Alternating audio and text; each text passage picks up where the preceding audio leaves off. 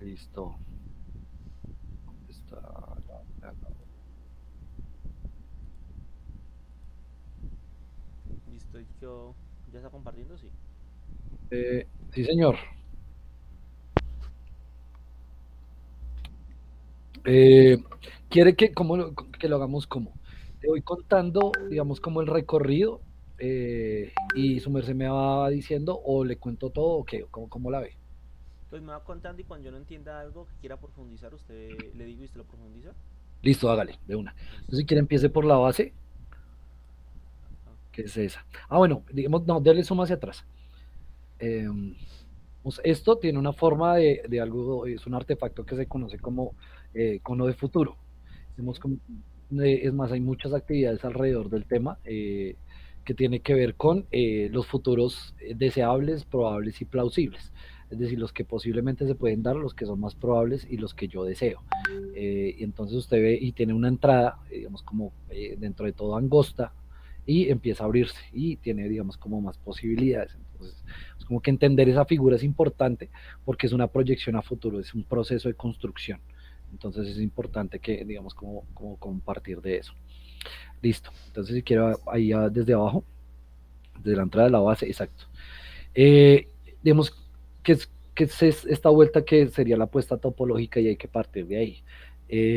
Puntualmente, es una metodología de enseñanza tal vez, pero su estructura no es una metodología. Porque efectivamente, digamos, como que tiene digamos, no, tiene un orden, pero no tiene un orden lógico lineal. Es decir, yo puedo abordar desde diferentes lugares, eh, digamos, como varios nodos y partir de este para terminar en el otro. Aparte de eso, se puede estirar en cuerpo, podemos cambiar la forma de esta topología y sigue pasando. La diferencia con una metodología, ¿cuál es? Una metodología sigue un orden lógico lineal, que es una serie de pasos que están concadenados uno con el otro para conseguir un fin determinado. En este caso, si es una metodología de enseñanza, para conseguir interiorizar o trabajar o problematizar un concepto. Entonces, cuando uno parte de ahí, entiende que, esto tiene, si bien digamos como una forma en la que nosotros muchas veces digamos abordamos, se puede abordar desde otros lados. ¿Y desde dónde partimos? Por ejemplo, para entender esto, el diplomado, digamos como que es la mejor forma de entenderlo alrededor de lo que hacemos.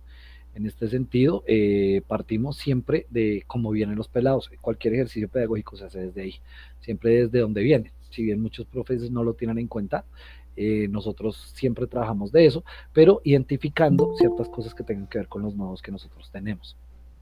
En este caso, ¿de qué? Hola Tati, Hola Diego. además no llevamos mucho, entonces todo bien, ahí voy a seguir. Estamos hablando un poco de la topología y desde dónde partimos, o sea, desde dónde empezamos. ¿Listo?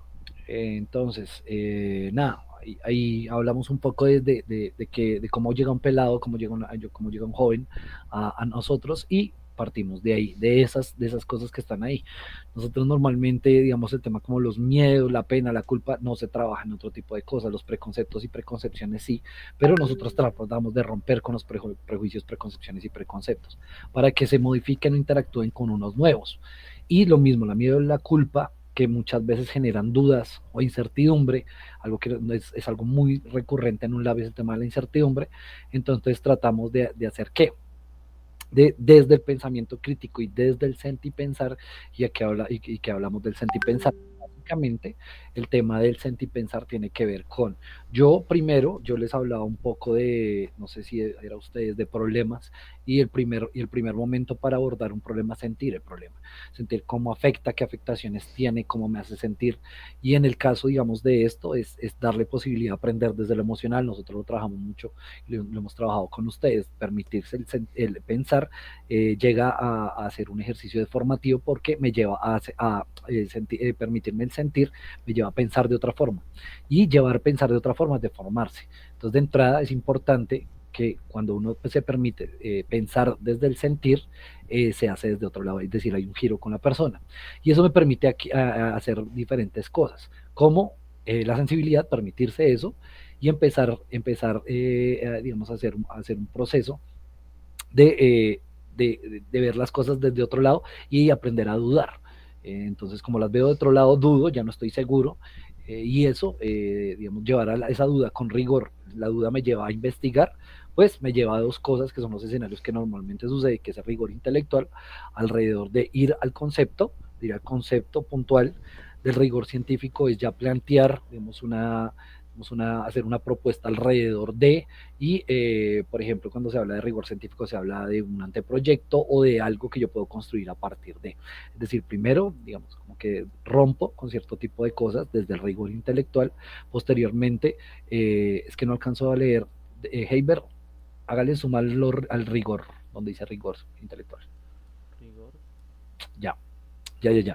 El rigor intelectual, es decir, digamos, al concepto como tal, hago un proceso de autocrítica y posteriormente puedo proponer. Entonces, digamos, puedo llegar a comprobar algo. Digamos, a los científicos se refiere muchas veces al proceso de comprobación de algo. A partir de ahí, ¿cómo lo hago? O sea, ¿cómo yo puedo romper, cómo yo puedo, por ejemplo, solucionar un problema, cómo yo puedo innovar?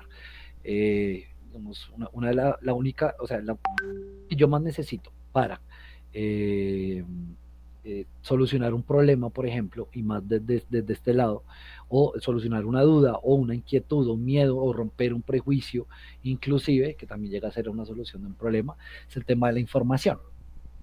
Pero entonces, ¿de qué tipo de información estamos hablando? ¿De qué tipo de información? Estamos hablando de la información como tal, de toda la información, sino una información puntualmente que tiene una intención, que tiene unos signos, unos códigos, unos mensajes, unas señales, tiene unos lenguajes que pasan por la forma en la que yo puedo llegar a transmitir, en la que yo puedo llegar a sentir, inclusive en la que yo puedo llegar a sentir pensar. Entonces, esa información me permite solucionar problemas, innovar, romper los prejuicios, llegar al rigor científico inclusive, y eso solamente se hace a partir de la eliminación de la doble moral. Cuando nosotros hablamos de rigor intelectual, tratamos de eliminar la doble moral. ¿Por qué? Porque puntualmente yo me posiciono, pero después de conocer. Entonces, si yo no conozco, cuando yo no conozco algo, lo que sucede es que yo tengo un prejuicio y lo juzgo a partir de lo que conozco previamente.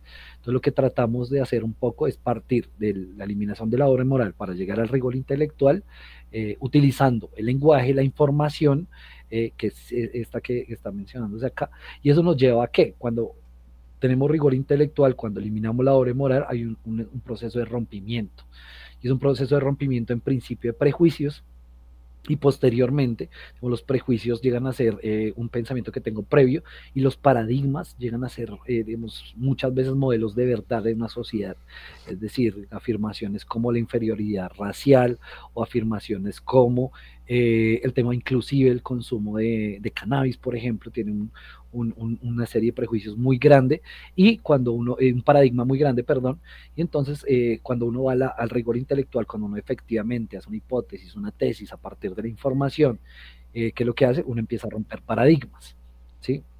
Cuando uno rompe paradigmas, y me imagino que allá habrá un de los paradigmas científicos y demás, pero más allá, digamos, de ser énfasis en eso, las personas a lo largo de la historia han roto paradigmas y han cambiado la sociedad como tal.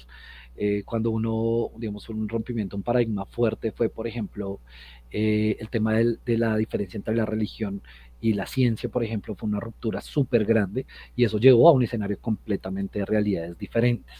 Entonces eso hace que, digamos, los paradigmas sean una forma también de analizar la sociedad en diferentes momentos de la historia. Entonces, cuando uno habla de paradigmas científicos, los de Thomas Kuhn, de premodernidad, modernidad y posmodernidad, lo que habla es de un cambio radical alrededor de la ciencia en unos momentos determinados de la historia. ¿Cómo se hizo? Muy desde el rompimiento de paradigmas, entonces es importante tener en cuenta eso. Si quieres subamos ahí un poquito para después de exactamente. Listo. Entonces, rompo paradigmas, elimino la doble moral, hago un proceso de pensamiento crítico, dudo con rigor, utilizo la información, y entonces, ¿qué es lo que hacemos? Y digamos, desde la metodología, digamos, una de las partes es solucionar problemas complejos, más que solucionarlos, perdón, enfrentarlos. Y para entender como por qué un problema es complejo y por qué yo me puedo más que solucionar, enfrentar, es importante tener en cuenta varias cosas.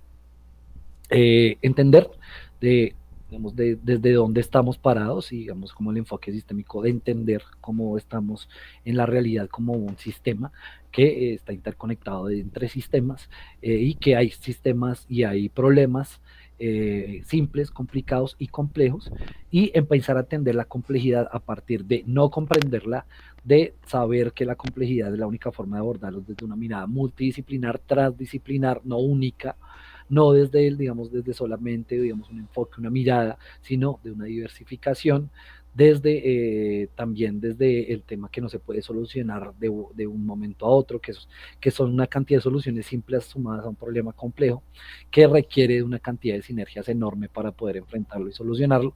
Es una de las partes más importantes para nosotros, digamos, como trabajar con la población, y es que cuando nosotros entendemos que no entendemos, inclusive desde la misma complejidad, cuando entendemos que el enfrentamiento es lo primordial más allá de la solución como tal tácita, lo que empieza a pasar es que hay un cambio radical y hay una diferencia enorme entre este tipo de apuestas y apuestas que, por ejemplo, se hagan en otro tipo de escenarios, digamos, como que escolares diferentes, donde se trabaja, por ejemplo, problemas, pero se apunta a la solución de un problema. Y si nosotros vemos y analizamos la sociedad hoy en día, lo que se necesita principalmente es enfrentar los problemas complejos, que en términos generales nosotros muchas veces los llevamos hacia los ODS y marcos referenciales más importantes porque son las agendas gubernamentales prácticamente de todo el mundo occidental, donde también nos encontramos. Si quieres, sumamos un poquito más. Diego, una pregunta, no sé si ya explicó pues, o no entendí. Hey, ver. ¿No me escucha? No, ya lo escucho. Una pregunta, Sí. yo no entiendo, no entendí muy bien la parte de cómo se relacionan las paradojas con la eliminación de la doble moral y el infinito y la verdad. Ya. Uy, bueno, veré porque, bueno, esto no es un nodo muy cercano a nosotros. Bueno, viendo este como un cono como un cono de futuro, eh, hay una, yo como lo entiendo, digamos, la relación que lo entiendo es el siguiente. La eliminación de la doble moral busca digamos, y tiene más o menos un enfoque alrededor de tener un rigor, y más, digamos, como que el rigor alrededor de lo científico, posiblemente buscar, es que no sé si digamos, sea buscar una verdad como tal, porque no podría hablar de verdad, no se podría hablar de verdades, posiblemente inclusive es un concepto que es bastante problemático. Si hacemos la relación entre verdad e infinito y en la mitad la paradoja, lo que sucede, digamos, una paradoja, pues es un elemento en lo que usted básicamente, digamos, como que es algo, no sé cómo decirlo, quiero ponerle un ejemplo de paradoja. Eh, no tiene mucha lógica, es decir, no sigue una lógica tradicional, sí, por decirlo de alguna forma. Asumir y construir la verdad desde la paradoja lo que nos permite es hacer una cosa, tener prácticamente un infinito, porque no sigue una lógica lineal y formal. Eso tiene que ver directamente digamos, con el tema de la información, el rigor tiene que ver, eh, porque pues efectivamente, digamos, lo que tratamos de hacer un poco es romper con la, digamos, la lógica que normalmente se lleva a cabo. Aquí más adelante habla un poco de estética de la complejidad y habla de otro tipo de ejercicios y creo que queda más claro. Soy muy franco, yo no pondría esos tres aspectos en eso. Tiene mucho que ver con las posibilidades de crear infinitos y adyacentes posibles a partir de la verdad y de ir frente a digamos, entender la realidad como algo no lineal, porque pues en realidad no lo es. No sé si me va a entender. Pues sí, o sea, lo que yo más o menos entendí es como siempre se está buscando la verdad porque pues no hay una verdad ¿cómo se llama? Contundente. Exactamente, entonces son como un infinito de verdades. Ajá. Y algo importante, el tema de la paradoja es importante en la mitad, porque la paradoja tiene que ver con lo que no es, digamos, no sigue la lógica tradicional. La complejidad no sigue la lógica tradicional, por ejemplo. Entonces, cuando hablamos de verdad, no seguimos esa lógica tradicional, nos da, digamos, una cantidad infinita prácticamente de pensamientos y de posibilidades. ¿Sí, Heiber? Sí, sí, sí, listo, listo. Listo. Listo. Entonces, vamos a enfrentarnos a problemas complejos, vamos un poquito más. Hasta ahí. Listo. Vamos a enfrentarnos a problemas complejos. Y hay algo importante. Desde lo que sucede normalmente en la educación tradicional son procesos anestésicos y se menciona y hoy en día lo mencionamos mucho, es anestesiar a las personas. ¿Por qué? Porque normalmente enseñan no a dudar primero, sino al contrario a obedecer, a debemos explorar y no y hacer lo mismo, a cumplir una serie de metas y objetivos que son definidos, que son iguales, que son estandarizados, y entonces, ¿qué es lo que sucede? La persona lo que hace, en vez de ser una persona que proponga, que sienta, que se mueva, es como que tiene un proceso, por el contrario, de anestesia bien grande. Entonces, cuando hablamos de estética de la complejidad, es entender y partir de, eh, entender desde la complejidad, que, por decirlo de alguna forma, el tema de lo sensible es importante, que también hay una serie de sentimientos y sensaciones que son importantes tener en cuenta por fuera de la lógica tradicional lineal, y que, digamos, esa forma y esa mirada, digamos, es importante a la hora también de proponer, porque cuando hablamos de estética hablamos de sensación, y cuando hablamos de sensación, efectivamente lo que queremos es desanestesiar un poco, digamos, esa sensación a partir inclusive de las pasiones. Entonces queremos un poco romper con ese aspecto del adormecimiento y la anestesia que normalmente hemos tenido. Y entonces, ¿qué es lo que hacemos? Primero le damos paso a esa estética, a esa sensación, a ese sentir de que no sé, de esa incertidumbre, aceptarla, adoptarla, y una forma de la que nosotros tenemos para enfrentar esos problemas complejos y de comprender un poco esos problemas, tiene que ver con la lectoescritura fractal. ¿Por qué? Porque la lectoescritura fractal prácticamente lo que me permite a mí son dos cosas. Esa herramienta funciona para investigar e indagar algo que no conozco de una forma rápida, es decir, leer y escribir, leer, hablar y escribir de una forma rápida, y aparte de lo que conozco, como es, no tiene una finitud, como tiene una complejidad muy alta en la elaboración y demás, eh, uno puede identificar patrones. Entonces, ¿qué es lo que sucede? Cuando uno enfrenta un problema complejo, y qué relación tiene con los fractales y con la identificación de patrones, cuando uno enfrenta un problema complejo, ¿qué es lo que hace? Uno sabe que el problema no lo va a solucionar, pero se identifica patrones. Hago un ejemplo, el feminicidio, por ejemplo, o es más, la violencia basada en género, uno no, o sea, entiende que el problema se soluciona de una forma muy grande, que tiene una cantidad de implicancias, pero uno empieza a identificar patrones. Entonces, por ejemplo, un patrón puede ser, eh, no sé, el patriarcado y los efectos que tiene alrededor de la política, por ejemplo. Entonces uno ve que efectivamente hay una diferencia enorme entre la participación política de los hombres y las mujeres, uno lo identifica desde ahí. ¿Cómo lo conozco? ¿Y cómo hago para conocerlo? Posiblemente desde la lectoescritura fractal. Entonces, alrededor de empezar a fractalear, empezar a conectar, identificar patrones, posiblemente esto me lleve a entender un poco esos patrones para enfrentar, digamos, de una manera mucho más certera los problemas complejos que se tienen. Y entonces, ¿qué es lo que sucede?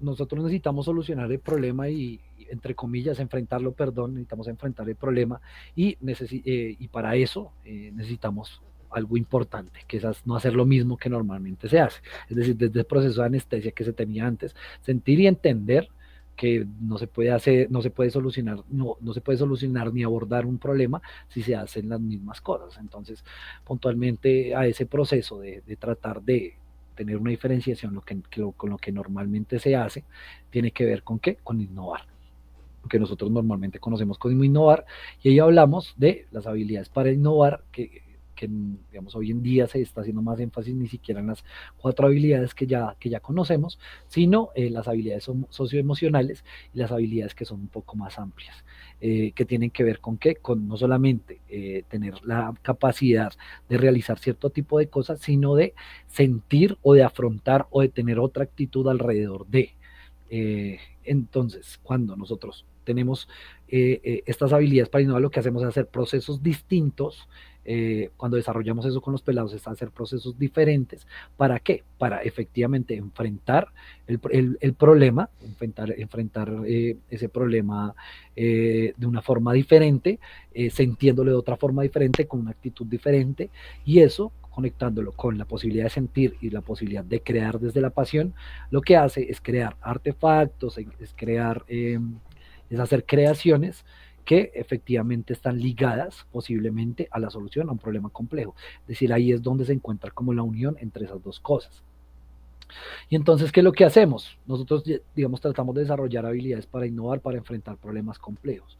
Y entonces, o sea, ¿cómo ya materializamos eso? Es decir, ¿qué herramienta utilizamos para ya conocer, o sea, ya enfrentarme al problema, saber que te puedo identificar patrones, que no lo puedo solucionar solamente, que tiene unas características, puedo llegar a leerlo, digamos, de una forma fractal, puedo llegar en ese proceso a desarrollar habilidades para innovar? ¿Qué hacemos para, digamos, como materializar, transformar o alimentar esto? Entonces, partiendo y relacionándolo con la información, no hablamos de toda la información, sino hablamos de una información específica que se traduce en este caso en un lab, en unos lenguajes que para qué nos sirven, transversalizan. ¿Y qué es transversalizar? No tener una frontera específica entre uno y otro, sino por el contrario, hay una frontera mucho más amplia. No, perdón, no hay una frontera mucho más amplia, sino la frontera se elimina. La frontera puede que exista, pero yo voy y vengo. Entonces, en el caso de, por ejemplo, nosotros en un lab, ustedes se dan cuenta que, por ejemplo, las sesiones de máquinas, si bien la gran mayoría es de máquinas, pero muchas veces toca otro tipo de elementos o herramientas o de conocimientos. También los lenguajes nos sirven no solamente para, digamos, categorizar un poco ese conocimiento vasto desde las pasiones y de lo que ustedes quieren hacer, sino que también funciona para darle un enfoque. Es decir, cuando yo tengo un enfoque alrededor de los lenguajes, también puedo llegar a profundizar mucho más, por ejemplo, artefactos y creaciones. Entonces, pues desde ese lado como que también funciona. Pasemos allá a la última parte de BioBehavior. La última parte hacia dónde es acá. Ah, Bueno, sí, señor, sí, señor, sí, señor, hasta ahí. Listo. una pregunta. ¿Usted habló de la antifragilidad y la antianestesia? No, no, listo. Entonces póngale cuidado. Ay, jue madre, me pasé por ahí, me pasé y no Lo los que vi. pasa es que yo antifragilidad la investigué y solo simplemente me mandaba un libro que escribió, creo que era un francés en el Así 2012, tal. pero antianestesia no encontré mucho Listo, sobre... póngale cuidado. Breve. Entonces, ¿qué es lo que pasa con el sistema educativo tradicional? Nos anestesia, nos duerme, nos adormece, o sea, sí, normaliza lo normal. Cuando se habla de lo normal, se habla de eso. Es decir, de cumplir con cierto tipo de cosas, muy de Wall de Pink Floyd. Eso es lo que hace. Eso es que un proceso anestésico. Entonces, cuando hablamos de un proceso anestésico, hablamos de qué? Que precisamente nos durmió. Cuando uno se pone anestesia, nos duerme. Entonces, para digamos, poder entender y poder romper con eso, hay que darle paso a qué? Al proceso sensible, al proceso de la pasión, de la estética. En este caso estamos hablando de estética de la complejidad porque también nos enfrentamos a problemas complejos, porque entendemos que no entendemos también desde el sentir y porque tenemos un cambio desde la misma deformación. Pero entonces hay una cosa importante. Las habilidades, por ejemplo, son muchas veces capacidades. El pensamiento crítico es una capacidad analítica, la creatividad es una capacidad creativa, de creación, el trabajo colaborativo es la capacidad con los demás, el trabajo las habilidades comunicativas tienen que ver con la forma que yo me comunico, pero digamos como algo relacionado y a la par de lo que nosotros hacemos, tiene que ver con qué, con primero romper con la anestesia, romper con lo que tradicionalmente se hace en la educación tradicional, que es anestesiar y dormir. Por el contrario, despertar la sensación, despertar la emoción, despertar la pasión. Y tiene que ver con qué, con un proceso de sensibilización apuntándole hacia la vida, hacia siempre la innovación desde y para la vida, y con algo muy importante que posiblemente yo sé que Heiber lo ha abordado muchas veces, pero como concepto posiblemente no, que es la antifragilidad. La antifragilidad básicamente es una característica que tienen los sistemas, y sobre todo los sistemas complejos, principalmente los sistemas vivos, de, por el contrario de tener una adversidad, sobreponerse con más fuerza. Un ejemplo claro, un incendio cuando arrasa un bosque, el bosque se arrasa, o sea, se acaba efectivamente, pero con el transcurrir del tiempo lo que sucede es que hay un efecto del fuego en el suelo, que lo llena nuevamente de nitrógeno, lo enriquece y la vida crece mucho más, digamos, como más fuerte. Digamos, evolutivamente nosotros hemos funcionado así. La sobreposición a la adversidad es algo que normalmente sucede en la naturaleza. Nassim Taleb lo plantea, lo analiza desde la naturaleza, pero también lo plantea como nosotros, como primero aceptamos el error, es algo muy recurrente en nosotros. Segundo, a partir del error lo que hacemos es ya no cagarla, sino cagarla con rigor y robustecernos a partir de él, de la dificultad, de lo difícil, del error. Desde ahí, digamos, como que nos robustecemos. ¿Sí queda claro? Sí, sí, ese era al mismo concepto que yo llegaba de antifragilidad, como fallar Ajá, para hacerse más robustecer. fuerte, aprender de los errores. Solo que la antinestesia fue una palabra que no encontré mucho significado y pensé que venía de algún lado en especial. Breve. No, y es un concepto que sí tiene trasfondo, pero no es un concepto muy utilizado. Antifragilidad sí, aunque aún no está muy extendido, solamente lo extienden a las ciencias sociales por ahora, pero es un concepto, wow, muy áspero. Es más, nosotros todo el tiempo, digamos, tratamos de que todas las sesiones, digamos, por ejemplo, el tema del error, la invitación a equivocarse, es algo que se insiste muchísimo. Listo, sígale. Listo, en el último conito. Ah, espéreme ahí. Identificación de patrones. Entonces, identificamos patrones a partir de la lectoescritura fractal. Y entonces, ¿qué es un patrón? Un patrón son un conjunto de relaciones dentro de un sistema. El ejemplo que yo ponía ahorita, la brecha tecnológica, por ejemplo, la brecha tecnológica es una cantidad de patrones que existen dentro de una sociedad, tienen un conjunto de relaciones, por ejemplo, entre personas, hombres, mujeres y otro tipo, digamos, de personas, que a su vez se reúnen, digamos, en una especie de conjuntos que, digamos, tiene que ver con sistemas que tienen partes, funcionan, se quitan, se ponen, cambian, se mueven, que a su vez, digamos, como que forman subsistemas y que digamos, como que una de las formas, uno de las posibilidades para poder abordar este aspecto tiene que ver con, espérenme que es que me salí, espérenme, tiene que ver con los lenguajes y cómo los lenguajes no solamente, digamos, hablamos de lenguajes como lenguaje verbal, sino como la comunicación, o sea, es decir, la forma en la que yo me comunico, no necesariamente verbalmente. En este caso se relaciona con eso, es decir, las relaciones que yo puedo tejer alrededor del relacionamiento. Los lenguajes lo que hacen es relacionar. Y entonces cuando hablamos de lenguajes, hablamos puntualmente de un relacionamiento, por decirlo de alguna forma. Eh, y a partir de esos lenguajes, de esa descripción, porque pues los lenguajes lo que hacen y sirven es para describir conjuntos, conjuntos de sistemas, conjuntos de relaciones y patrones, hay metalenguajes que abordan también la forma en la que nosotros, digamos, por decirlo de alguna forma, afrontamos, eh, afrontamos esos patrones y esas relaciones. Tiene que ver también, o sea, es decir, los lenguajes me describen y los metalenguajes me hablan del cómo normalmente yo lo puedo hacer. Eh, y eso, a su vez, cuando yo describo patrones, relaciones, sistemas, subsistemas, cuando yo analizo la forma en que lo estoy haciendo, ¿qué es lo que puedo llegar a hacer? Hacer procesos cognitivos, por decirlo de alguna forma, de aprendizaje, donde yo analizo, donde yo digamos, como que aumento mi conocimiento, por decirlo de alguna forma, alrededor de esos patrones. Es decir, la heurística básicamente es ese intento por aumentar el conocimiento.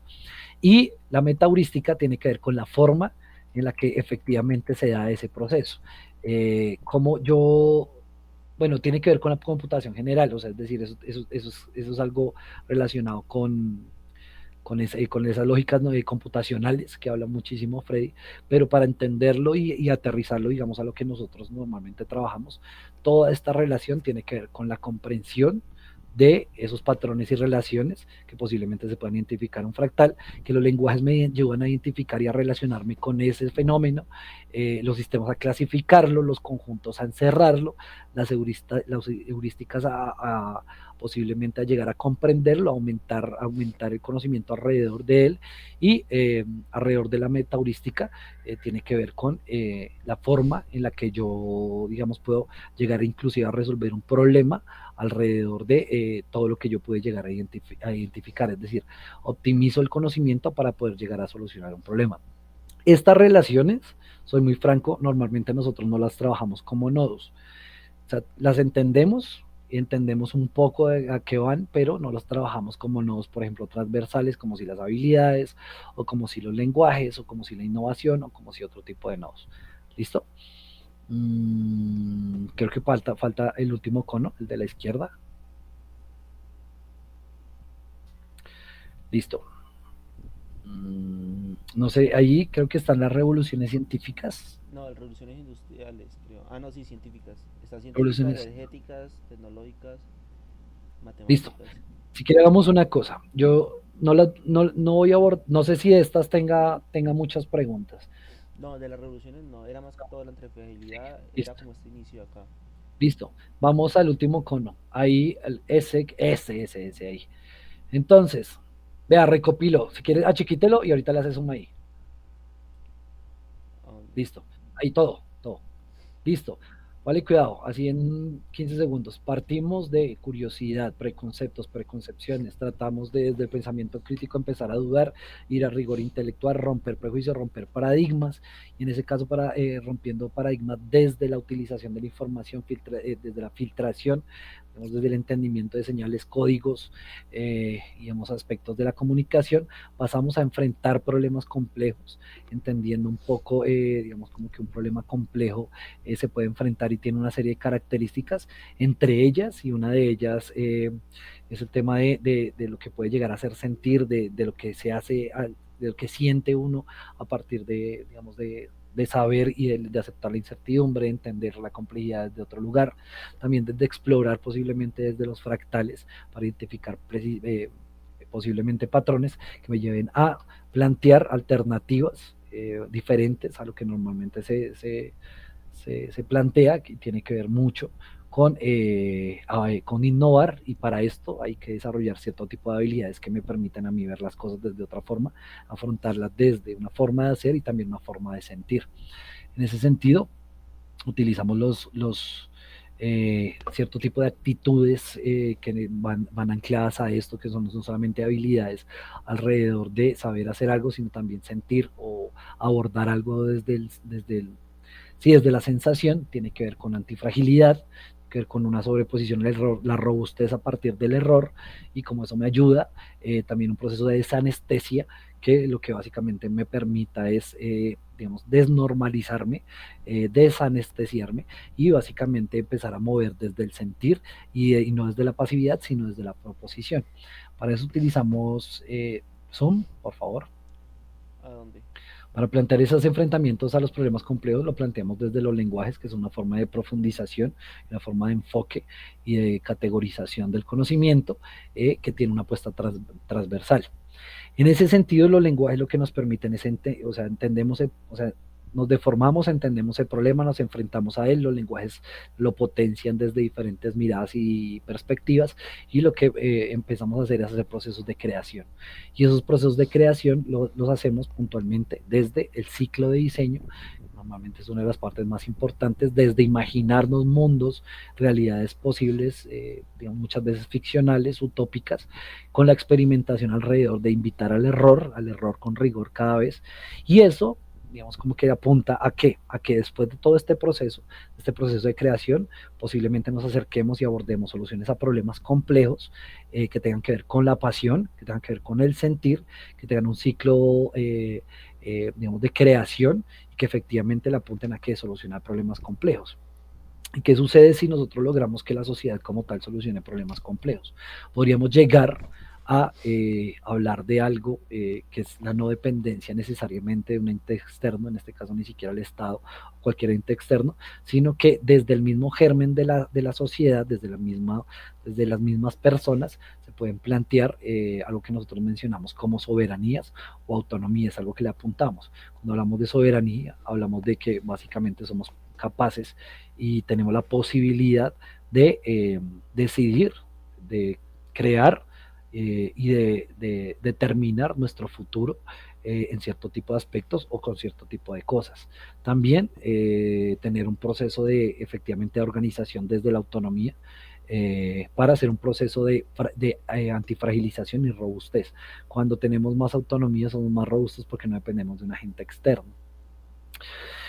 ¿Y qué tiene que ver todo esto con el tema de la economía? Cuando hablamos de economía, no hablamos normalmente de solamente una ciencia que estudia la asignación de recursos escasos como normalmente se aborda, sino estamos hablando puntualmente, como se menciona dentro de este espacio topológico, la economía es el cuidado de la casa, es el cuidado de cierto tipo de cosas de nuestra realidad, de nuestro lugar, porque puntualmente, digamos, etimológicamente sería la definición de eso de cuidado de nuestro lugar, hablar de economía.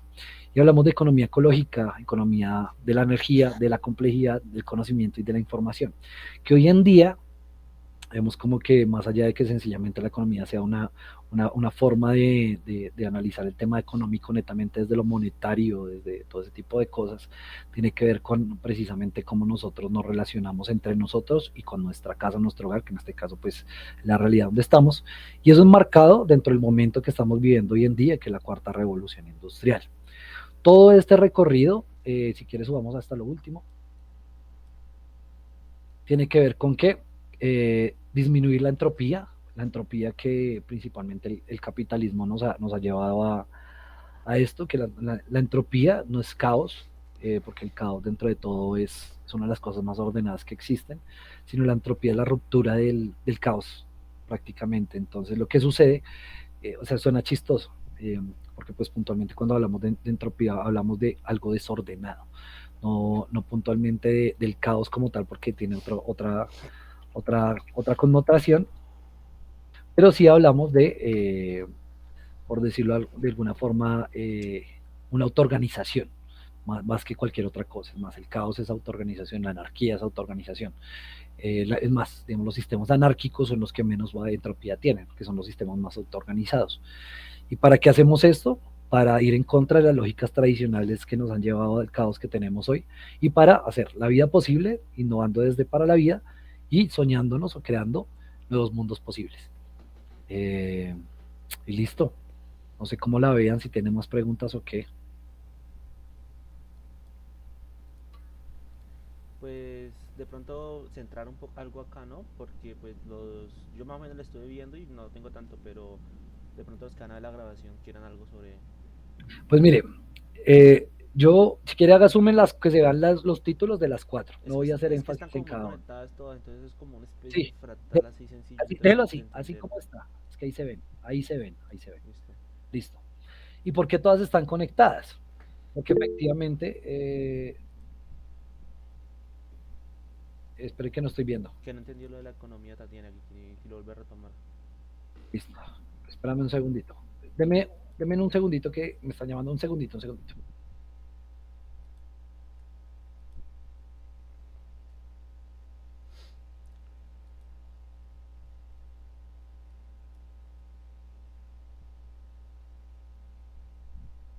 Listo. Las economías, digamos como que normalmente lo que se tiene de economía como concepto tiene que ver con qué, con la ciencia económica. Y la ciencia económica tiene que ver con dinero, tiene que ver con elementos macroeconómicos como inflación, exportación, importación, deflación, bueno, etcétera. ¿Sí? ¿Qué es lo que sucede? Hay apuestas de economías distintas y es más, la mayoría de estas economías tienen que ver, por ejemplo, con otro tipo de apuestas, sobre todo desde Latinoamérica, desde África, que son lugares que no pertenecen a los centros mundiales, ¿sí? Pero hacen hoy en día apuestas por cambiar, digamos, esa mirada. La economía puntualmente, si nosotros la miramos en términos gruesos, es básicamente digamos, la ciencia que se trata del cuidado de la asignación de los recursos, administración de ellos, pero no es de una forma utilitaria, es decir, de buscar ganancia, que es lo que normalmente se tiene, sino que hay otras apuestas, digamos, de economía diferentes que tienen que ver con este tipo, por ejemplo, de apuestas.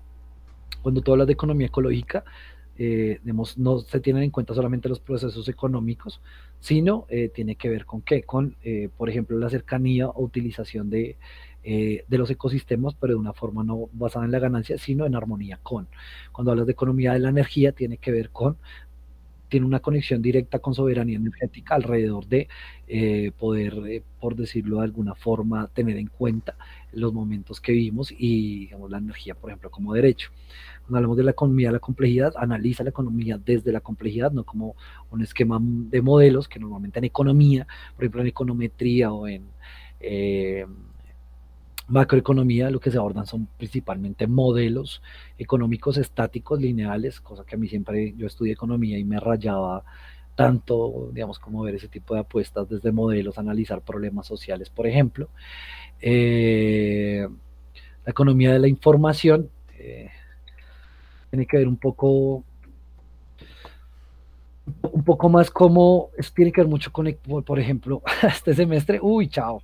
La economía de la información tiene que ver, por ejemplo, y tiene relación, si tú has visto micro, tiene que ver con la toma de decisiones y la crucial, que es la información para la toma de decisiones alrededor digamos, de decisiones económicas, por decirlo de alguna forma. ¿Me falta alguna, creo? ¿Cuál me falta? No he dicho. Ay, no me acuerdo. Bueno, la economía, ya, economía del conocimiento. Eh, es como que centra su campo de acción alrededor de ya no seguir o sea, no seguir las leyes, digamos, de la economía únicamente, sino la información. eh, Tiene que ver mucho con la información. En todas tiene que ver con la información, puntualmente energía es información, pero la economía del conocimiento básicamente o sea, pone un papel preponderante la información y la utilización de ella para la generación de ganancia. Es distinta a la economía de la información, porque, digamos, la del conocimiento trabaja muchísimo con información, por ejemplo, producida académicamente, o información que es construida colectivamente, y la economía de la información, digamos, que tiene una información un poco más amplia alrededor de, por ejemplo, sistemas informáticos, datos y otro tipo de cosas. Listo. Si quiere pongan, sí, Tati, hay más o menos. Uy, cita macro, mis bendiciones, madre. Listo. Eh, entonces, las revoluciones. Les voy a hablar puntualmente de revolución industrial, de las revoluciones científicas, es más, ni siquiera, les voy a hablar puntualmente ni siquiera de estas revoluciones, sino de otro tipo de análisis de revoluciones que se pueden dar. Entonces, vamos pasando la primera, segunda, tercera y cuarta, básicamente, es una transformación, una revolución que es una transformación estructural. Cuando ustedes hablen de revolución, hablen de un cambio estructural. ¿Sí? Cuando hablen de coyuntura, se habla a mediano plazo, es decir, de una situación, un momento donde sucede algo, la Segunda Guerra Mundial, por ejemplo. Ese es un momento coyuntural. Y un acontecimiento es algo muy puntual. Entonces, ahí miramos mediano, miramos corto, mediano y largo plazo. ¿Sí? Lo de corto plazo tiene que ver con el acontecimiento, no sé, el Bogotazo es un acontecimiento, la coyuntura es la época de la violencia y digamos como que una revolución puede ser, por ejemplo, no sé, la revolución rusa o digamos las independencias latinoamericanas, por ejemplo, ese tipo de cosas, uno puede ver una revolución, cambia muchísimo. Por ejemplo, el Internet en algún momento en la historia va a ser como va a ser una revolución por sí misma, por ejemplo, este momento que vivimos. Si bien ya hay unas categorías por ahí, pero en sí mismo este es un momento de cambio brutal, que todavía de pronto no percibimos tanto.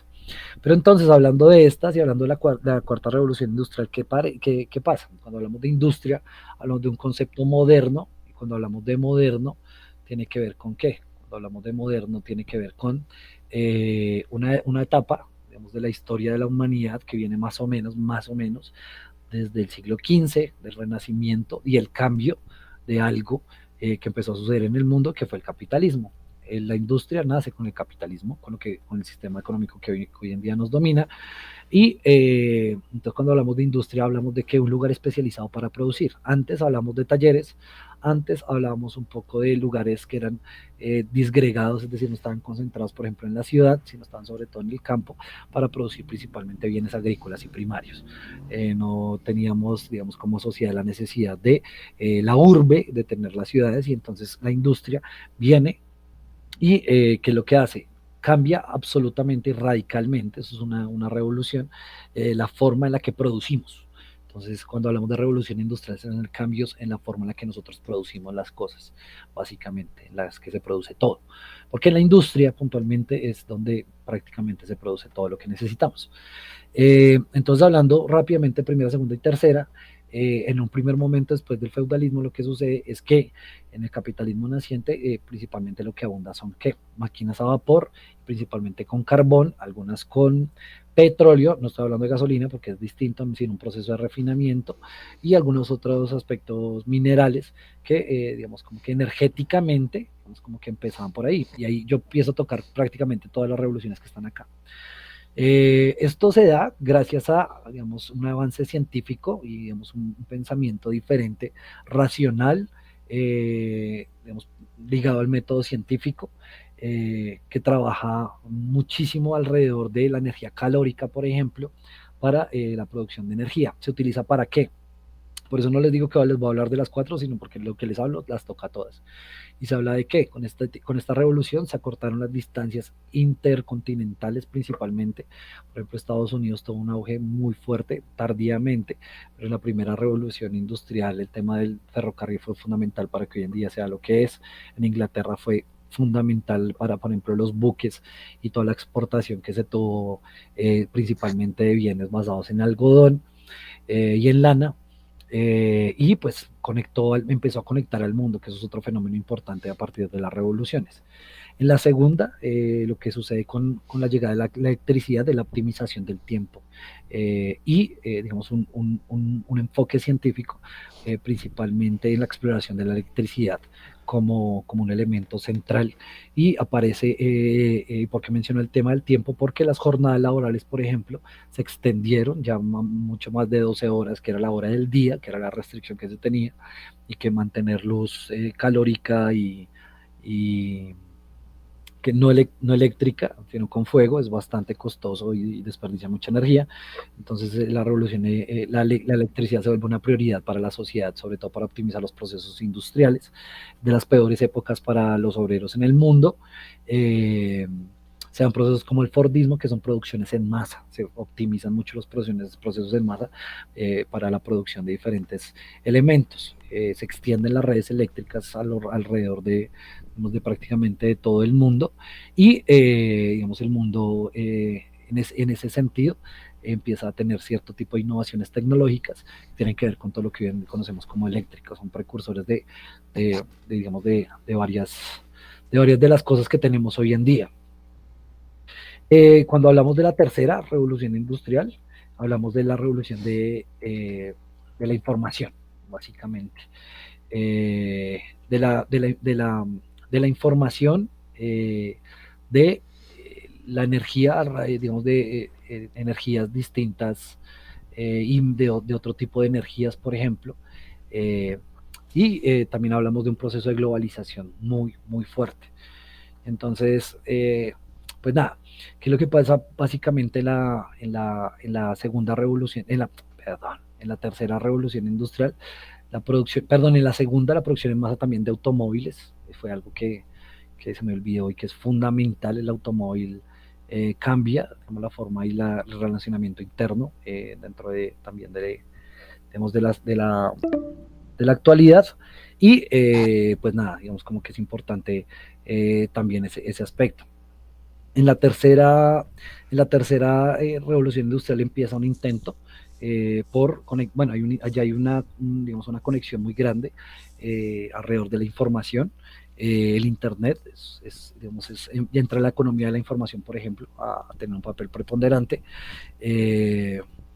Ya quedan 15 minutos para que se acabe la llamada. Tiene un papel preponderante el Internet, también el tema de la exploración alrededor de energías renovables es importante. Hablamos de, por ejemplo, centrales eléctricas masivas, hablamos de redes en Internet, de comercio en Internet, y eso, digamos, como que cambia fundamentalmente la forma en la que se produce. En el escalamiento, por ejemplo, ya hay cadenas masivas de producción en masa, se sacan elementos de África, se llevan a América, se refinan, se ensamblan en Europa y se vende en Japón. Digamos, como que se rompen las cadenas productivas nacionales, es como los últimos tiempos de globalización que tenemos, un mundo interconectado, y entonces en la cuarta lo que estamos viviendo es que un cambio puntualmente, una interconexión más profunda aún, no solamente entre personas, sino entre sistemas vivos, no vivos. Entonces estamos hablando de inteligencia artificial, estamos hablando de redes neuronales, estamos hablando de robótica, estamos hablando de otro tipo de momentos, donde básicamente ya, digamos, se rompe el cisma eterno entre máquina y ser humano y se empieza a interactuar entre ellos. Y hoy en día, al cambiar esa producción y al cambiar todo lo que yo les estaba mencionando alrededor de la sociedad, pues lo que sucede básicamente es que las necesidades que tenemos como sociedad son diferentes. Hay una situación alarmante hablando de la naturaleza y entonces hay un cambio brutal alrededor de, digamos, de ese aspecto y de esa relación que tenemos como sociedad y la interacción que tenemos con la realidad. Listo, creo que eso es como un resumen muy sintético de las revoluciones y algunas se tocan desde lo científico, desde lo industrial, lo energético no lo profundizo tanto, no tengo, digamos, como todo el conocimiento para hablarles con rigor alrededor de eso, pero pues ese es un resumen muy puntual de eso. Entonces no sé si tengan más preguntas, Heiber y Tati. Yo no, yo ahí estoy bien. Ya me resolvió las dudas que tenía así por encima. Listo, listo, listo, listo, Tati, listo, Heiber. Les pido disculpas porque estoy un poco no tan lúcido, ya hasta ahora la cabeza baila. Listo, listo. Bueno, listo, yo, Heiber. Bueno, hablamos Todo bien. pues. Oiga, listo, hágale, listo. Listo. Cualquier cosa, igual duda, síganme preguntando que igual, si no las sé yo, se las consigo. Chao. Listo, listo, gracias. Bueno,